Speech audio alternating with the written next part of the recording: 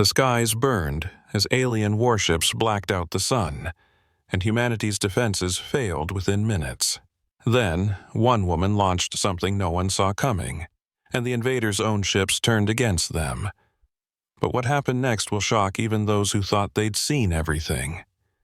But first, let's go back to the beginning. The moment the first alien dreadnought breached Earth's upper atmosphere, satellites blinked out one by one, as if snuffed like candles in a storm.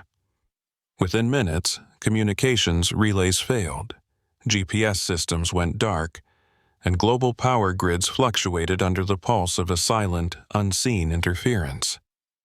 What followed was not a declaration of war, but a statement of overwhelming superiority, direct and final.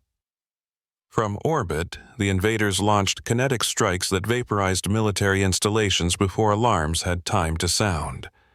The Pentagon fell within 23 seconds of the first confirmed impact. Beijing, Paris, and Delhi followed. What remained of the global command structure fractured under the weight of disbelief. Civilians flooded the streets in disbelief. Then, in terror, looking skyward to see not clouds but monolithic vessels casting shadows over entire cities. General Jack Donovan, hardened by 3 decades of battlefields, had never known this kind of fear. He stood in NORAD's command chamber, arms folded behind his back, watching the world unravel through trembling satellite feeds. No warning, no negotiation, only precision annihilation.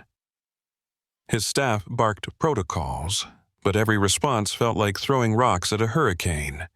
He ordered countermeasures, but missiles failed to lock. Defense satellites were mute.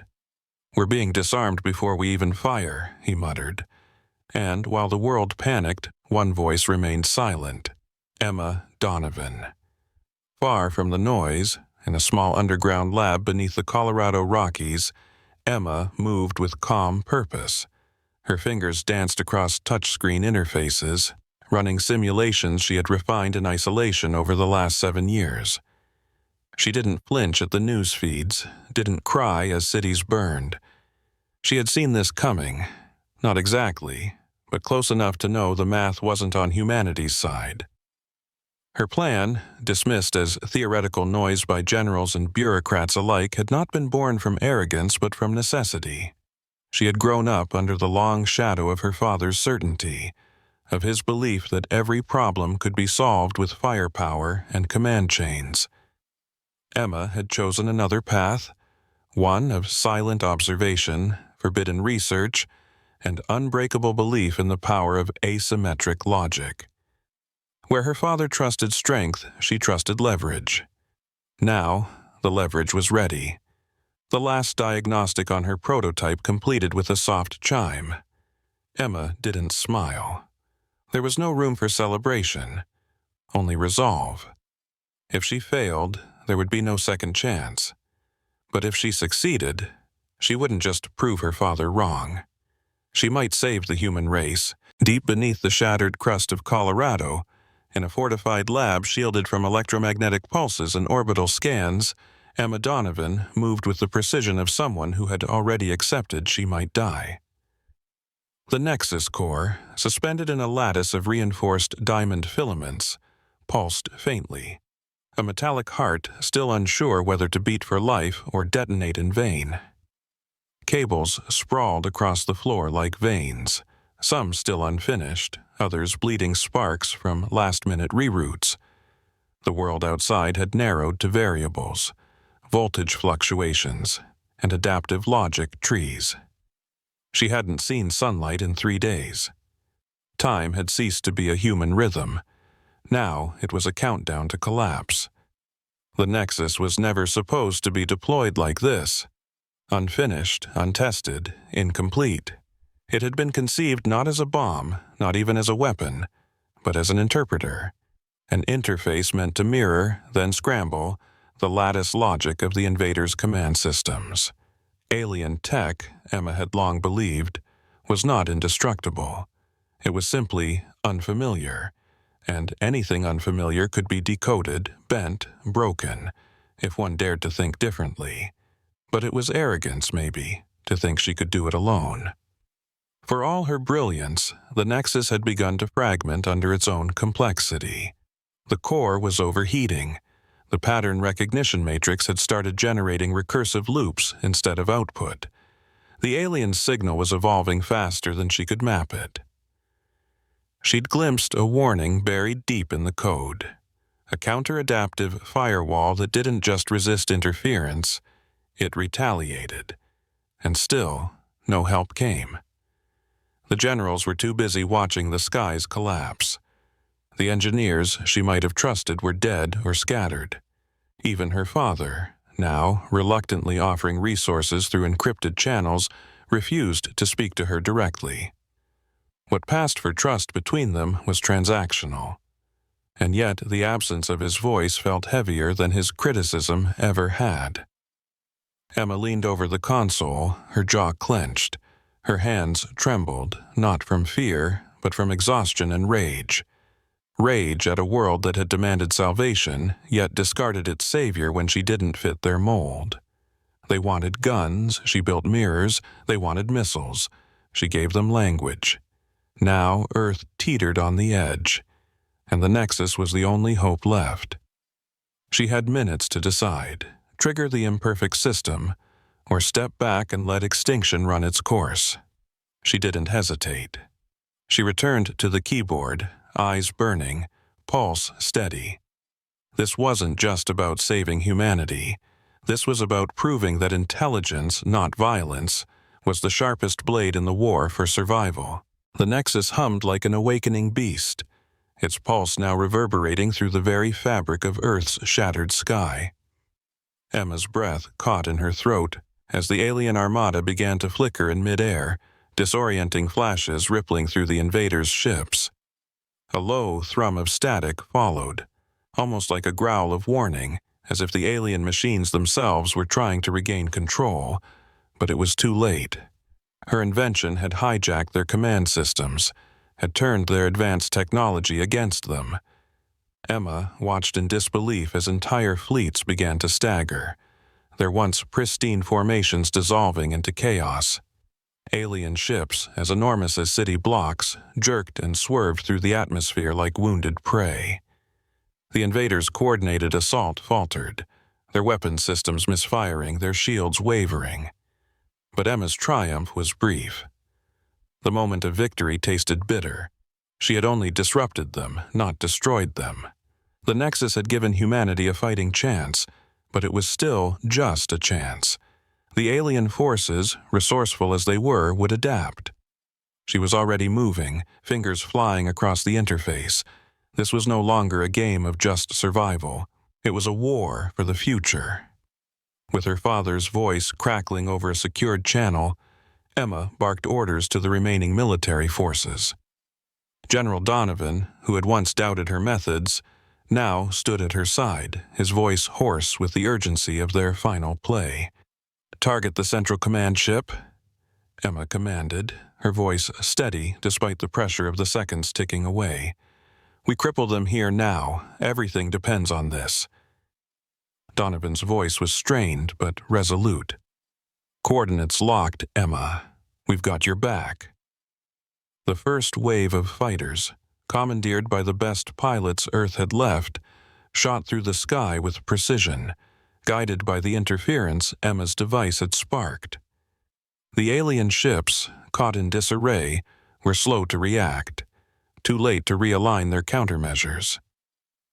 As the first missiles tore through the alien fleet, the shock waves from the explosions reverberated through the atmosphere, a deafening roar of hope and destruction. But there was no time to savor the victory. The alien forces, though momentarily stunned, had begun to recalibrate. Their systems were adaptive, far more so than Emma had anticipated. She could see the change in real time. The ships were regaining their composure, quickly locking into new strategies. They wouldn't stay disoriented for long. Emma's fingers pressed harder against the console, her mind working at a pace she had never known before. The battle was just beginning. She had turned their technology against them, but she couldn't afford to be naive. This fight wouldn't end with a single strike. And as her father's voice came through again, filled with a rare pride, Emma felt the weight of her choices. The soldiers who followed her now weren't fighting simply to survive. They were fighting for a future where intelligence, where humanity's resilience and ingenuity could still win against impossible odds. The first wave of rebellion had struck, and the battle lines had been drawn. But in her mind, the true war was yet to come. The alien forces were disoriented, but far from defeated. Emma's role in this war had just shifted from the quiet observer to the very heart of the resistance. The real question now wasn't if they could win. It was how much further they would have to push to finally break the enemy's grip. The skies, once torn open by alien fire, were now eerily silent. Smoke lingered like a morning shroud across the broken horizon, curling through the remnants of once proud cities. Jagged silhouettes of downed alien vessels dotted the landscape, cold, black husks stripped of purpose, their glowing cores extinguished. The last of the invaders had fled, their departure neither dramatic nor ceremonial. It was defeat, quiet, absolute. At the center of it all, standing amidst the charred earth and scattered debris, Emma Donovan didn't speak. Her hands were raw from days without rest, her body aching under the weight of sleepless hours and decisions too heavy for any one person. Yet her posture never faltered. Eyes fixed on the sky, she watched the vanishing traces of the alien fleet dissolve into the void, like ash carried by the wind. It was over. General Jack Donovan, still in his battered combat gear, stood a few paces behind her. His uniform bore the grime of war, ripped, scorched, and streaked with blood not all his own. But his expression for once held no defiance, only awe and guilt. For years he had seen his daughter as an idealist lost in theory, someone brilliant but impractical, a dreamer without a soldier's spine. And yet, in the end, it wasn't tanks or missiles that had saved Earth. It was her mind, her stubborn, quiet defiance of everything he believed war demanded.